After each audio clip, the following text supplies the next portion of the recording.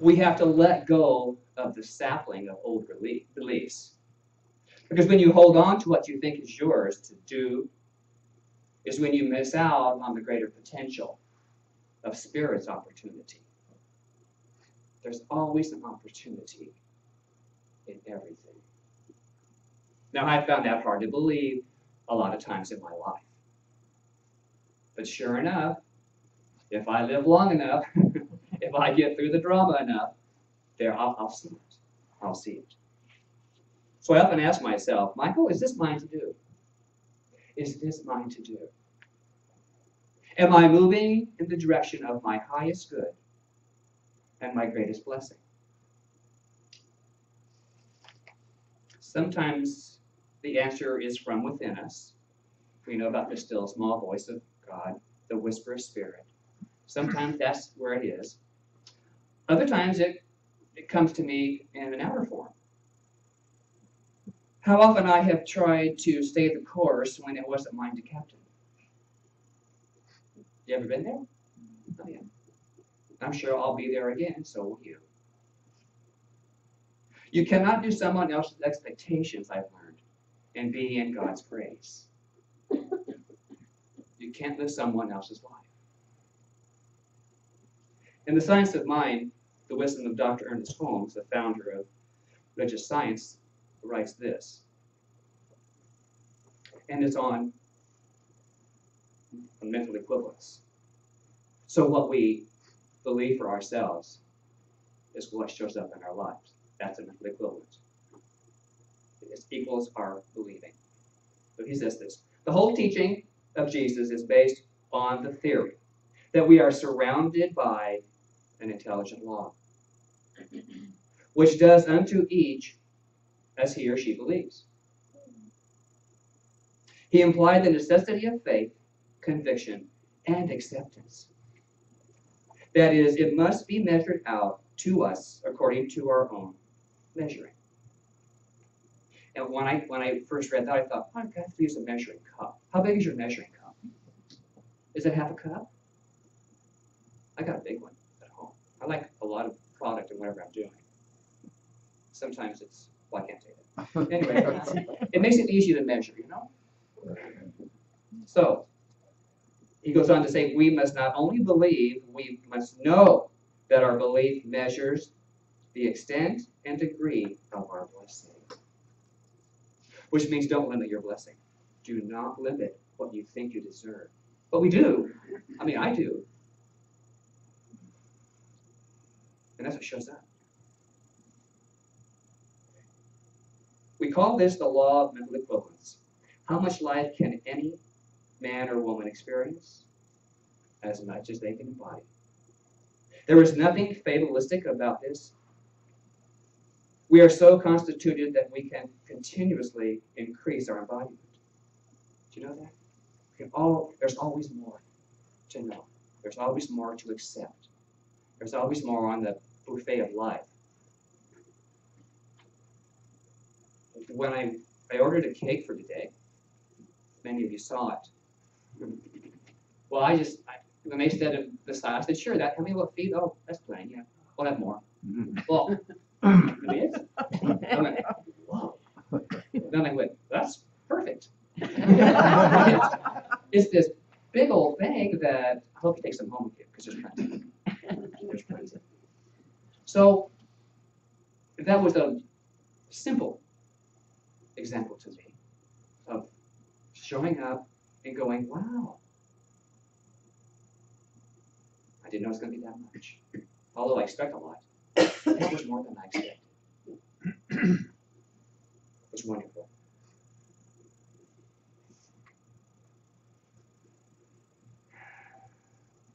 So you cannot do someone else's expectations and be in God's grace.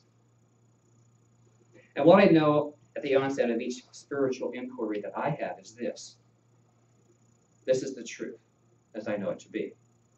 Life as Christ consciousness is a complete realization of the unity of spirit and the absoluteness of the word. The absoluteness of whatever belief we speak into our life. So, my friends, as your evolution, my evolution, as a spiritual entity, we are already complete. We are poised, and we are perfectly balanced in the spiritual aspect of our being. And you grow in grace through all experience in life. Sometimes the experiences cause us to stretch, don't they?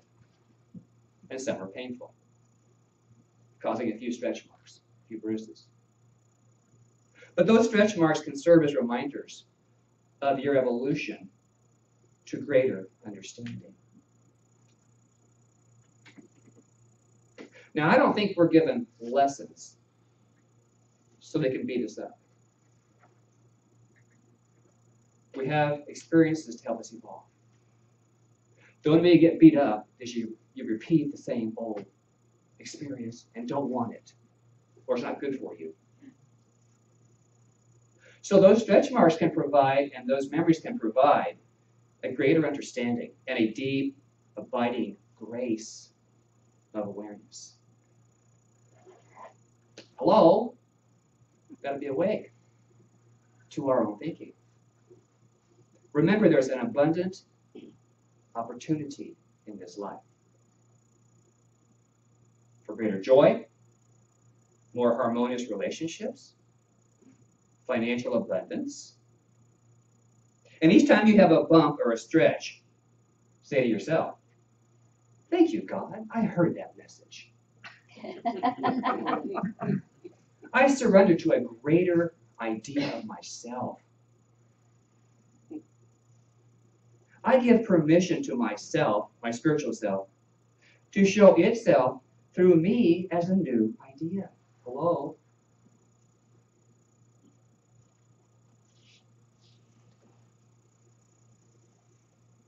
Dr. Ernest Holmes tells us again in the textbook, the aim of evolution is to produce, here I am, an individual who, at the objective point of his own self-determination, yours and mine individually, may completely manifest the inner life of spirit. That is our potential. That is our aim of evolution.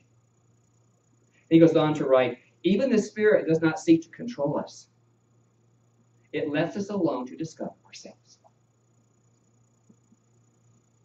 Many times people come into this teaching, I know I went, what? When I first heard this. You're responsible for your own life. No excuses. Yeah, but what about? No. But what? No. But what? No. No. You're responsible for how you respond to them. Things happen to life. Experiences come to us in life. It's how we move through them. Do we jump in and stay on fire with them? Sometimes we do. It feels good once in a while. Get all fired up, get mad, get even. Where does it keep us? In the same old thinking.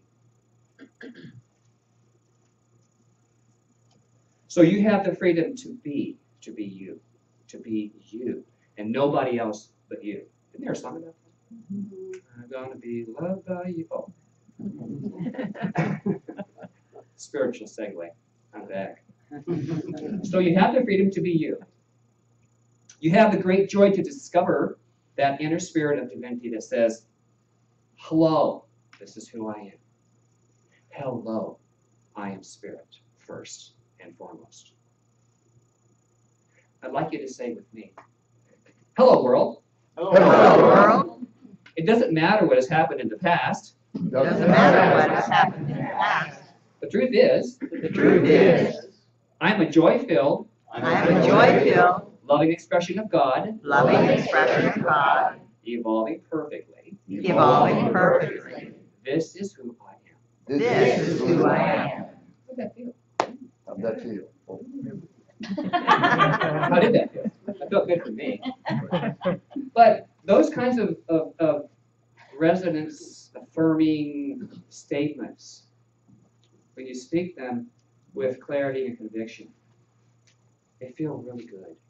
There's a vibration all the way through my body that says this is true. When you give order to the good of God, you give permission to shine. When you give over to the good of God, you give permission to shine. The old saying, rise and shine. When you give rise to your rightful evolution of who you truly are, you rise and shine. There is a divine order and perfect realization of your true spiritual nature. Now, this teaching tells us that order is defined as a condition in which everything is so arranged as to play its proper part. Don't you love that? That everything is already in place to play its proper part. Though we have to be in the allowance idea of letting it happen through us. Then there's the realization, is defined as we should turn to that living presence within to realize, which is the Father in heaven, that presence within. Recognize it as the one and only power in the universe. Unified with it. That's who we are. He goes on to say, declare our word to be the presence, power, and activity of that one, and speak the word as if we believed it, because the law of mind is the servant of the Spirit. How many have, I'll speak for myself.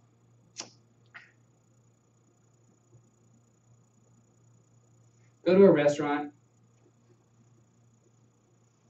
Here's the menu. You really want to have, the chiliano with stuff with lots of cheese and chicken and lots of sauce.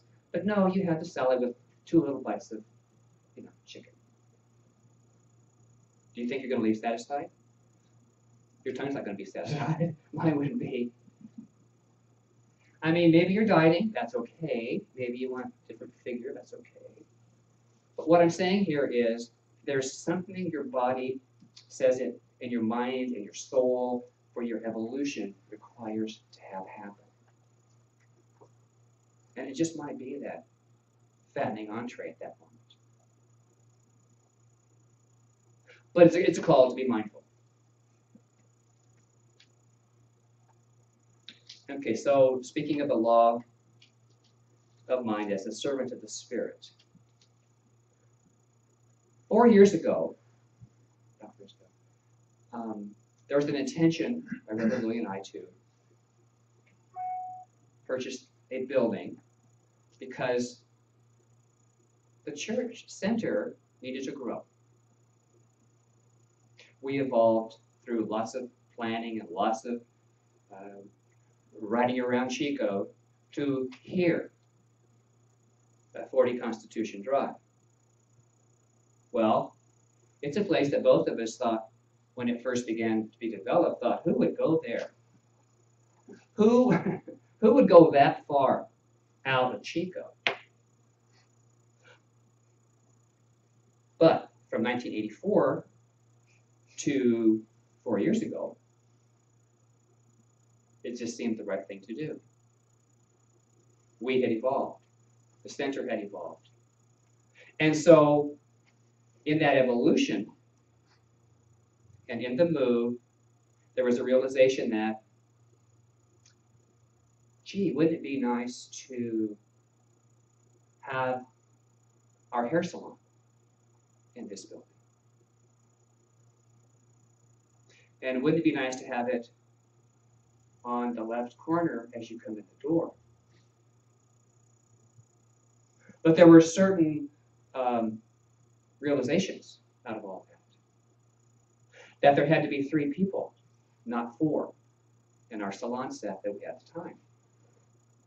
And that it would have to be, and the person in the space had options.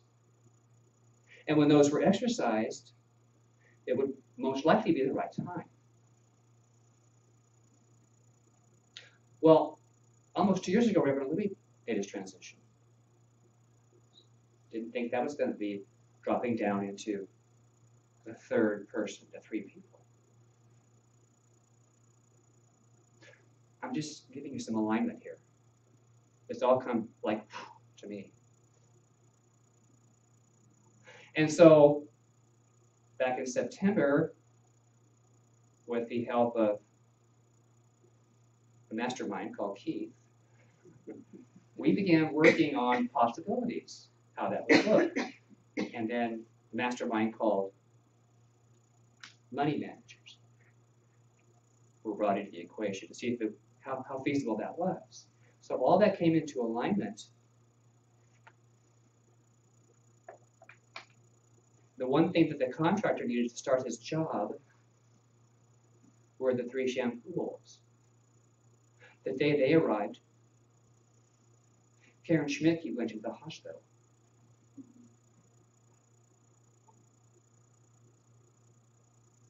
Never to return. Making her transition April 30th. And all of that is really, it's really hard to see the perfection.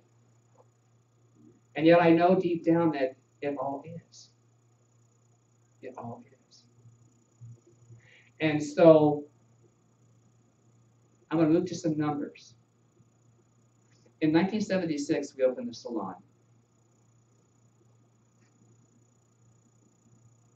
And we were there 39 years. Reverend Louis was born in 1939. He would be 76 today. I find that interesting. Interesting. I don't know how it fits. I just find it interesting. And yet what I know possibly for me is that it's the completion of that part of my life. Because tomorrow, the new salon opens, June 1st. And so, I'm just putting that out there as order, evolution, something new, stretch marks, bruising, tripping, crying, laughing, all of that. All of that's been part of the process.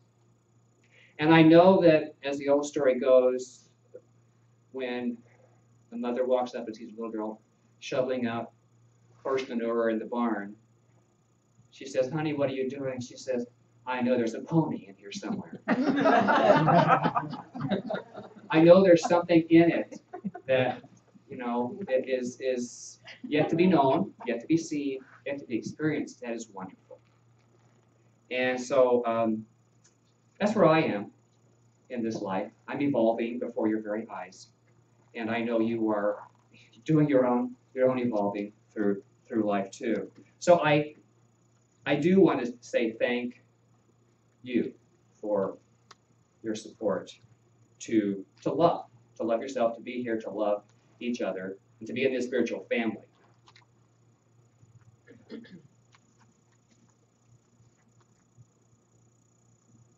So today, as we